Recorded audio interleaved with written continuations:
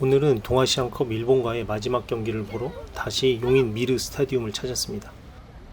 이번에는 두 아들과 함께 갔습니다. 아니나 다를까 한일전이기도 하고 지난 경기가 A매치임에도 불구하고 4,000명 조금 넘게 들어왔다는 뉴스가 나와서인지 대기줄부터 많은 사람들이 보였습니다. 그리고 한쪽에는 일본 분들도 많이 계셨습니다. 날씨는 생각보다 덥진 않았지만 그래도 습하고 끈적이는 날씨였는데 한일 모두 축구를 좋아하는 것 같아서 보기 좋았습니다. 이번에도 지난번과 마찬가지로 붉은 악마 응원석에 자리를 잡았는데요. 용인 미르 스타디움은 전용 경기장이 아니기 때문에 선수들의 모습을 좀 더 가까이 볼 수 없어서 많이 아쉬웠습니다. 저희 반대쪽 골대 뒤에 일본 분들이 풀랑을 달면서 열심히 응원을 준비하는 모습입니다. 저는 솔직히 이날에는 응원도 졌다고 생각합니다. 울트라 니폰은 사람들도 많이 없는데 진짜 미친듯이 뛰면서 열심히 응원하는 모습이 인상적이었습니다. 그리고 이번 경기에서 제일 이상한 점은 경기 시작 시간이 저녁 7시 24분이라는 것이었습니다. 알고 보니 일본 후지TV에 짜임새 있는 편성 때문이라고 했는데 24분이라니 이상하긴 했습니다. 그리고 이날 경기 외적으로도 문제가 있었는데 사이드 라인에 세워져 있는 많은 LED 광고 중에 극우 일본 기업의 광고가 나왔다고 합니다. APA 호텔이라는 광고인데 이 호텔 로비에 위안부 문제 등 우익적 내용의 서적들을 비치해 놓고 있어서 문제가 되었다고 합니다. 아무리 광고지만 이런 기업들의 광고는 받지 않았으면 좋겠습니다. 다음부터는 협회에서 철저히 검증을 한 후 광고도 진행해야 할 것 같습니다. 조현우 선수와 골키퍼 후보들이 몸을 먼저 풀고 이후에 일본 선수들이 일본 응원단에 인사를 하며 몸을 풀기 시작했습니다. 관중들은 지난 경기보다는 확실히 많았습니다. 그런데 아이들도 있는데 너무 술을 많이 먹고 욕을 하면서 취해 있는 사람들의 모습이 아빠로서 조금은 경계가 되긴 했습니다. 이날 전술은 3-4-3 3백입니다.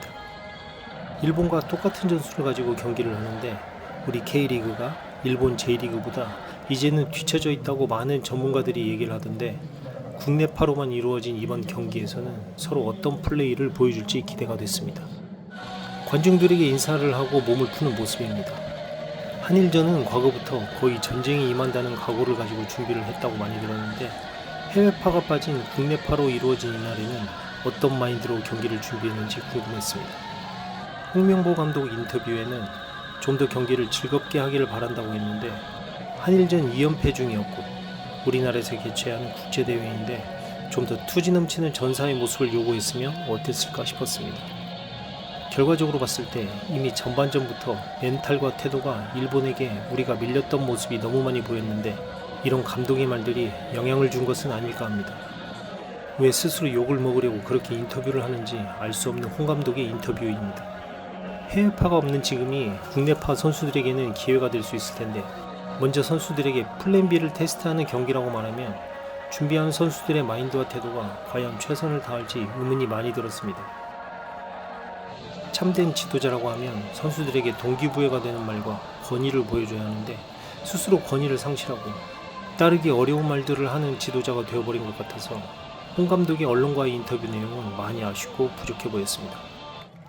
우리가 알지 못하는 내용을 라커룸에서 전달했겠지만 그래도 보여지는 내용은 과연 한 나라의 국가대표 감독이 맞는지 그리고 한일전이라는 상징성을 모르는 사람이 아닐 텐데 너무나 가볍게 여긴 것 같다는 생각이 많이 들었습니다. 애국가를 함께 부르면서 경기를 준비하는 모습입니다.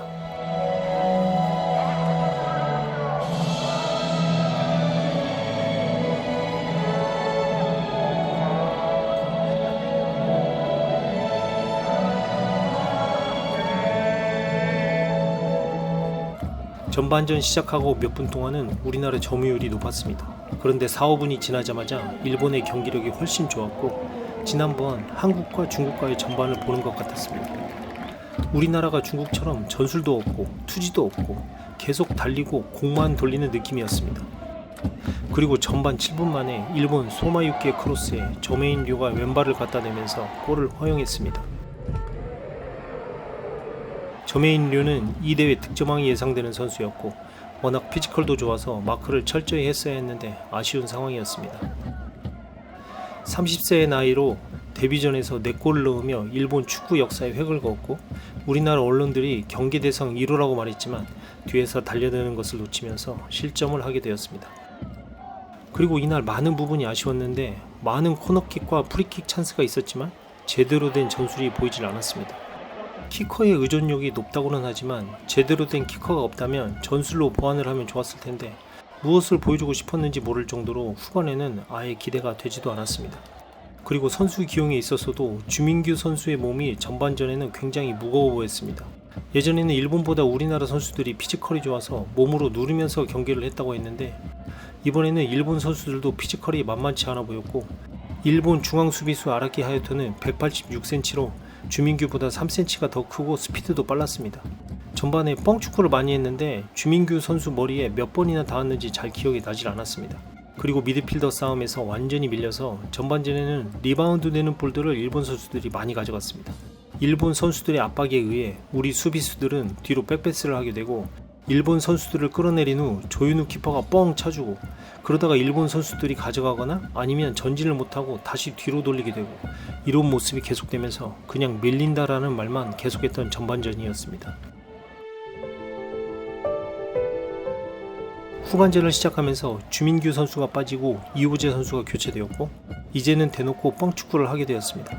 그런데도 이동경의 김진규까지 코너킥을 10개까지 했는데 유효 슈팅은 없었던 것 같습니다.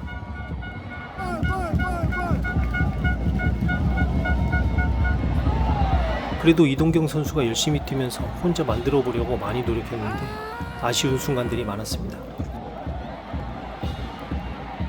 후반 18분에는 김문환 선수가 빠르고 낮게 크로스를 붙여줬는데 이동경 선수의 유효 슈팅까지는 연결이 안 됐고, 이후 나상호와 문선민의 교체, 이동경과 오세훈, 김진규와 방상윤의 교체가 이루어지면서 더욱더 뻥축구는 심해졌습니다. 트윈타워 전술, 이걸 원래 예상했던 것인지 오세훈 선수만 이번 동아시안컵에서 한 번도 못 뛰어서 교체했는지 의문이 가는 교체였습니다.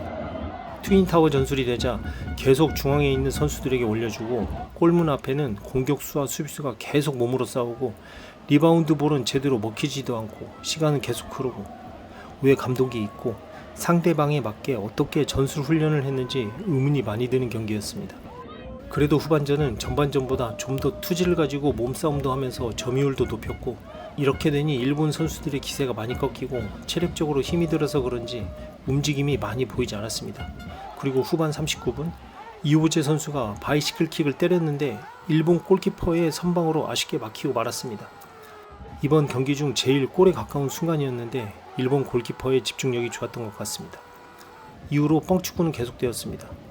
크로스를 올려주는 것도 사이드에서 윙들이 빠르고 강하게 올려줘야 하는데, 뒤쪽에서 올려주니 이미 뒤쪽에 있는 일본 수비수들은 자리를 다잡고 몸싸움만 하는 상황이었습니다. 앞에 있던 이호재, 오세훈 선수가 고생을 참 많이 했습니다. 축구를 하러 온 건지 레슬링을 하러 온 건지 몸싸움이 대단했습니다. 이렇게 1대0으로 경기는 마무리가 되었고, 일본이 승리하며 동아시안컵 우승을 차지하게 되었습니다. 이번 동아시안컵은 국내파 선수로 이루어진 국제대회였는데, 감독의 전술의 부재와 사기 저하의 발언들, 그리고 무엇보다 한일전의 상징성과 역사성을 망가뜨린 경기가 아닌가 싶습니다. 그래도 열심히 뛰어준 선수들에게 감사드립니다. 모두 수고하셨습니다.